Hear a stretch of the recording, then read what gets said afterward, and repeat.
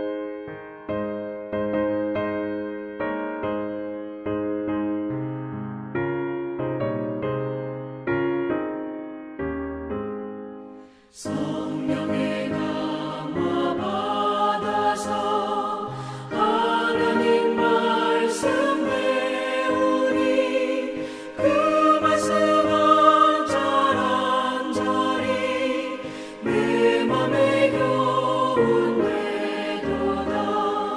내 평생의 소원 내 평생의 소원 계속해 주신 사랑을 간절히 알기 원하네.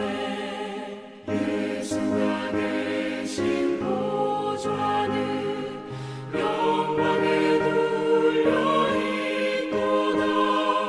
평화의 왕이 오시니 그 나라 왕성하도다. 내 평생의 소원 내 평생의 소원 계속해 주신 사랑을 간절히 알기 원하네.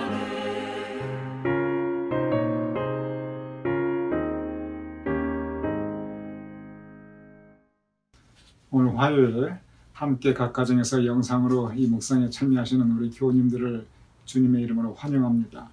이번 한 주도 하나님 은총 가득한 복된 한 주, 성령님과 동행하시는 귀한 한 주 되심을 축원드립니다. 이제 제가 다시 교회 사무실 제 서재에서 이렇게 영상 묵상을 녹화하고 있습니다. 제 마음이 참 편안합니다. 한국에 가면 한국이 고향 같은데 이제 또 미국에 오면 미국도 고향 같은 느낌이 듭니다. 그래서 지금 편안한 마음으로 또 감사한 마음으로 제 서재에서 이렇게 묵상 함께 녹화하며 함께 은혜를 나누고 있습니다. 한 가지 알려드릴 말씀은 제 아내는 아직 서울에 있습니다. 이번 한국 방문 기간에 거의 대부분을 사실 어머님 댁에 있었습니다. 그러다 보니 제 아내 친정이 일산에 있는데 제가 들어올 때 같이 들어오면 친정 부모님하고 함께 있는 시간이 너무 적은 거예요. 그래서 제가 그러면 저만 먼저 들어갈 테니 아내 보고 친정 집에 좀 머물면서 시간을 좀 가지라고 그렇게 말을 하였습니다. 저는 평생 이 시골에서 나고 자랐지만 아내는 서울에서 나고 또 교회도 서울에서 다녔고 친구들도 다 서울에 있습니다. 그러니 이번에 모처럼 들어갔는데 친정 부모님과도 좋은 시간 가지고 또 친구들도 만나면서 그런 시간을 가지고 그리고 7월 2일 날 들어오라고 그렇게 하였습니다. 그래서 이렇게 우선 저만 먼저 들어와 있는 것을 우리 교우님께서 그렇게 이해하시고 또 양해해 주심을 부탁을 드립니다. 오늘 교우님들과 함께 나눌 묵상의 주제는 신앙과 신학입니다. 지난 3주간은 그 도덕과 기독교에 대해서 우리가 함께 묵상하였습니다. 사람이 마땅히 지켜야 할 덕목들에 대해서도 우리가 함께 묵상하였습니다. 그런데 오늘부터 주제가 이제 완전히 바뀝니다. 오늘부터 C.S. 루이스는 이 신학적인 주제들을 다루어 나갑니다. 신학은 하나님에 대한 학문입니다. 신앙은 하나님을 믿는 것입니다. 그런데 이 신학은 하나님에 대한 학문인데 구체적으로 이 교리에 대한 것입니다. 목사님들이 신학교 나와서 신학 공부 열심히 하고 그거 당연하게 생각합니다. 그런데 굳이 교인분들이야 평신도분들이야 믿음 생활 잘하면 되지, 즉 신앙만 잘 지켜나가면 되지 굳이 평신도 교인분들께서 신학까지 생각하고 신학까지 이렇게 배우고 그럴 필요가 뭐가 있나 이렇게 생각하실 수가 있습니다. 물론 신학 공부한다는 것이 신학교에 들어가서 열심히 그 수업을 듣는다 그런 의미는 아닙니다. 그저 우리가 좀 더 공부하고 알고 그리고 깨닫는다는 것을 의미하고 있죠. 그런데 이 신학이 다루는 주제들 상당히 복잡하고 그리고 또 공부를 깊이 해야 되는 부분도 있습니다. 예를 들어 삼위일체론, 가장 중요한 교리라고 하죠. 삼위일체론, 그것만 해도 상당히 이해하기가 쉽지 않고 또 많은 것들을 보아야 합니다. 그러니 하나님 믿는데 내 믿음 지켜나가는데 굳이 이렇게 교리적인 부분, 골치 아프게 신학까지 생각할 필요가 뭐가 있겠는가, 우리가 이렇게 생각할 수가 있습니다. 제가 그런 말씀 우리 교인들께 자주 드렸습니다. 이런 거 몰라도 천당 가는데 아무 지장 없습니다. 이런 말씀 참 자주 드렸습니다. 물론 그렇습니다. 실제 그렇습니다. 천당 가는데 아무 지장 없는 내용들이 참 신학에 많이 있습니다. 그런데 신학을 조금 더 이렇게 알면은 그리고 공부하면은 즉 깨달으면은 이 신앙생활을 좀 더 깊이 할 수 있습니다. 특별히 신학에 대해서 조금 알게 되면은 이단에 빠지거나 잘못된 신앙을 가지거나 광신에 빠지거나 그런 일 평생 걱정할 거 없습니다. 다 몰라서 그러는 겁니다. 조금만 성경 공부를 제대로 하고 신학적인 내용을 조금만 알았으면, 즉 기본만 좀 알아도 이렇게 이단에 빠지거나 잘못된 신앙을 가지게 되거나 광신적인 믿음을 가지거나 이렇게 되지 않습니다. 되고 싶어도 될 수가 없어요. 그게 다 몰라서 그러는 거군요. 특별히 분별력, C.S. 루이스가 이 분별력에 대해서 많이 강조하였습니다. 그런데 이 신학에 대해서 정말 기본만 알아도 이 영적 분별력을 가지는데 아주 큰 도움이 됩니다. 즉 영적 분별력, 이것이 올바른 신앙인가 잘못된 신앙인가. 신앙도 올바른 신앙이 있고 잘못된 신앙이 있습니다. 그 분명히 그 구별이 가능합니다. 그게 영적 분별력입니다. 근데 이것들은 우리가 조금이라도 이렇게 신학 공부를 하게 되면 그런 영적 분별력을 우리가 가지는데 아주 굉장히 큰 도움이 됩니다. 먼저 신학과 그리고 신앙 이것을 어떻게 이해할 수 있는가 여기에 대해서 C.S. 루이스가 한 가지 참 재밌는 얘기를 들어요. 이 순전한 기독교에서 이 신앙과 하나님을 믿는다는 것과 신학 하나님에 대해서 공부한다는 즉 교리를 안다는 것에 대해서는 어떻게 구분하는가. 먼저 제가 책 내용으로 들어가기 전에 이 부분은 C.S. 루이스가 상당히 길게 설명했기 때문에 제가 이 책의 그 내용을 요약해서 드리겠습니다. C.S. 루이스가 어떻게 설명하냐면 영국에서 미국을 배를 타고 가려면 이 대서양을 지나가야 되거든요. 바로 여기에 이 C.S. 루이스가 그것을 비유로 설명을 하였습니다. 자, 그러면 이제 대서양을 생각해 보죠. 대서양 바다를 생각해 보면은 우리 저기 이제 뉴저지 해변에 있는 그 바다가 전부 대서양입니다. 이 미국 지금 여기서 보는 바다들은 다 대서양 바다들입니다. 그러면은 이 바다를 보면서 직접 물을 체험해 볼 수가 있습니다. 직접 바다를 볼 수도 있고 거기서 헤엄을 쳐보기도 하고 그 물 색깔도 보고 그리고 그 바다 위에서 배를 타다가 폭풍을 만나기도 하고 해변에서 찰싹찰싹거리는 그 파도 소리를 들으면서 이 파도를 우리가 체험해 볼 수도 있고 바다를 직접 체험해 보는 것 그게 신앙입니다. 신앙은 체험의 영역입니다. 내가 하나님을 믿는다. 이 믿는다는 것은 이 믿음을 가진다는 것은 먼저 이 체험 내 마음에 은혜를 체험하고 내 마음에 하나님이 함께 계시니 그 평화를 체험하고 어려울 때 주님께서 함께 하신다는 그 믿음을 가지니까 내가 용기를 낼 수 있고 그거 다 체험의 영역입니다. 신앙은 바다를 우리가 보고 그리고 물소리를 듣고 폭풍도 겪어보고 이런 체험에서 알 수 있는 것처럼 신앙도 하나님을 체험하면서 알 수 있는 것입니다. 그런데 그게 이제 바다의 한 영역이고 이제 C.S. 루이스가 어떤 얘기를 하면 그러면은 영국에서 미국으로 구체적으로 런던에서 이제 뉴욕으로 간다고 했을 때 이게 그냥 가느냐 그렇지 않다는 거예요. 분명한 해도 이 지도를 보고 갈 수 있다는 거죠. 그럼 그 해도라는 게 종이에 그려져 있어요. 그럼 종이에 여기는 섬이 있다. 여기는 바다가 있다. 여기는 이렇게 가야 된다. 그렇게 지도가 그려져 있는데 그 지도가 종이떼기 위에 그려져 있는 거란 말이에요. 그럼 그 종이를 보면서 우리가 이 바다를 직접 그 물을 우리가 몸으로 그리고 귀로 눈으로 볼 수 있고 그럴 수 있냐? 그렇지 않다는 거예요. 그냥 종이로 보여지는 것은 그냥 그림이고 선이고 그렇다는 거예요. 그런데 그 지도가 있어야 제대로 영국에서 미국까지 배가 항해할 수 있다는 겁니다. 그 지도를 제대로 보고 가야 그 배가 좌초하거나 이 암초를 만나서 배가 깔아앉거나 이런 일을 피할 수 있다는 거예요.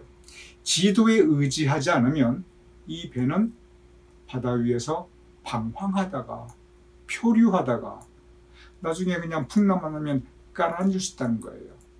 반드시 지도가 필요하다는 겁니다. 그럼 여기서 우리가 이 두 가지 설명에 다 공감할 수 있습니다. 바다는 직접 가서 물도 담궈보고 그 위에서 퐁당거려 보기도 하고 그 위에서 배도 타보고 그렇게 그게 바다를 아는 방법이지 체험하는 방법이지 여기 공감할 수 있어요. 근데 지도가 있어야 영국에서 미국을 할 수 있지 여기도 이 말도 공감할 수 있습니다. 바로 이렇게 신앙과 신학을 C.S. 루이스는 서로 연관짓고 있습니다. 그럼 그 부분을 제가 읽어보도록 하겠습니다. 바다는 우리가 직접 보고 체험해야 합니다. 그러나 지도는 색칠한 종이로 표현될 수 있습니다. 그런데 지도가 색칠한 종이 조각에 불과하다는 것이 아무리 사실이라고 해도 여러분이 지도에 대해 기억해야 할 사실이 두 가지가 있습니다. 이제 C.S. 루이스가 지도를 신학으로 표현하고 있는 거예요. 지도를 신학으로 비유하고 있습니다. 제가 읽어보겠습니다. 첫째, 그 지도는 그냥 사람이 서재에서 그려낸 것이 아니라 수천 수백 명의 사람이 진짜 대서양을 항해하면서 발견한 사실을 토대에 두고 있다는 것입니다. 그렇죠? 해도 해양 지도는 그냥 상상력을 그려낼 수가 없어요. 직접 배를 타고 왔다 갔다 하면서 암초에 부딪혀 보기도 하고 배가 깔아앉는 것을 보기도 하고 그러면서 최종적으로 그려낸 것이 그것이 바다지도 해도이거든요. 계속 읽어보겠습니다. 이처럼 지도의 그 이면에는 해변에서 바다를 체험한 당신의 경험 못지않게 생생한 바다에 대한 경험들이 있습니다. 즉 지도를 그린 사람이 그 바다를 경험하지 않고는 지도를 그릴 수가 없다는 거예요. 그러니 이건 한두 사람이 아니라 수백 명의 경험이 모아진 것이 그것이 종이 위에 표현되고 있는 것이 그게 지도다. 그렇게 표현하고 있습니다. 계속 읽어보겠습니다. 당신의 경험은 바다를 한번 흘낏 보며 발에 물을 담그며 그 위에서 잠깐 배를 탄 것이 전부이지만 지도는 많은 사람들의 경험을 한 군데 모아서 만들어진 것입니다. 이 말에 우리는 공감할 수 있습니다. 지도가 그냥 그리는 거냐? 아니라는 거예요. 바다를 직접 경험한 사람들, 그것도 수많은 사람들이 같이 검증된 경험들, 이 부분이 중요합니다. 검증된 경험들만 가지고 만든 것, 그것이 지도라는 거예요. 그런 지도를 가지고 지도를 보고 무슨 바다를 아느냐, 그렇게 함부로 말할 수가 없다는 겁니다. 두 번째, 아까 두 번째라고 했죠. 두 번째는 뭐냐? 둘째는 여러분이 어딘가 가고자 할 때 지도가 절대적으로 필요하다는 사실입니다. 그때 C.S. 루이스가 그때가 뭐 내비게이션이 있고 뭐 GPS가 있고 뭐 그런 게 아니니까 그때는 정말 지도 보고 다녔습니다. 제가 맨 처음 미국 왔을 때도 이 오디 그 내비게이터가 있었어요. 다 지도 보고 다녔지. 그러니까 이 C.S. 루이스가 살았던 그 당시는 지도를 의지했던 거니까 어디를 가려고 할 때 지도가 반드시 필요하다는 거예요. 우리가 인정하는 부분입니다. 읽어보겠습니다. 여러분이 해변을 거닌 데만 만족한다면 지도를 볼 필요가 없습니다. 그러나 대서양을 건너 미국에 가고 싶다면 해변을 거니는 것보다 지도를 보는 편이 훨씬 필요하고 유용합니다. 신학은 지도와 같습니다. 여러분이 더 먼 곳에 가고자 한다면 반드시 지도를 써야 합니다. 바다에 가보지 않고 지도만 들여본다고 해서 바다를 알 수 있는 것은 아닙니다. 그러나 지도 없이 무조건 바다에 나가는 것 또한 절대로 안전한 일은 되지 않습니다.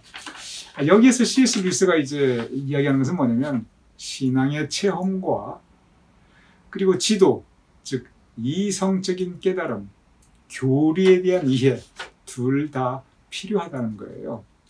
만약에 우리가 신앙의 체험은 없고 이성만 가득하다면 그거는 정말 믿음이 줄 수 있는 그 깊은 평화, 기쁨, 감사, 다 체험의 영역이거든요.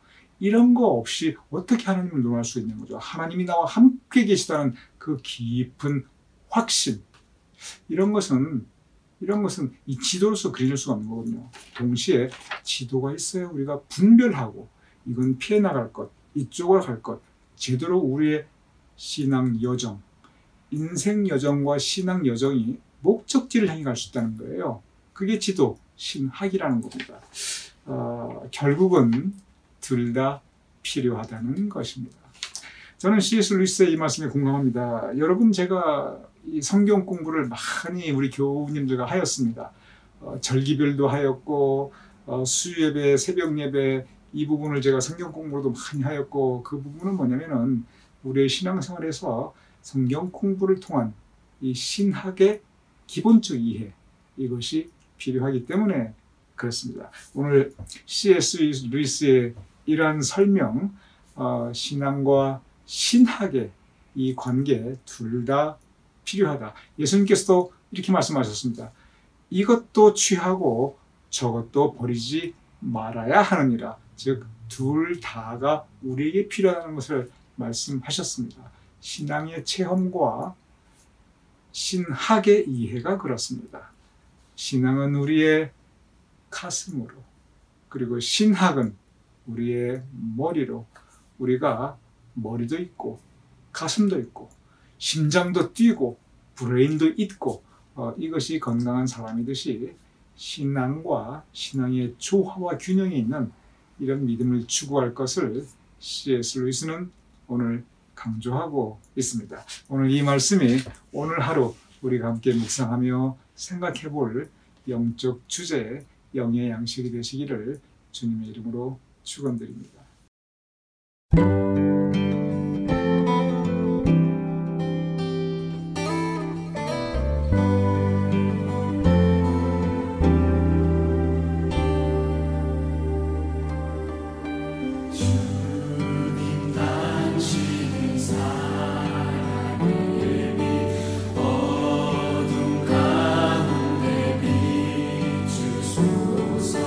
세상의 민 예수 우리를 비추사 당신의 진리로 우리를 자유케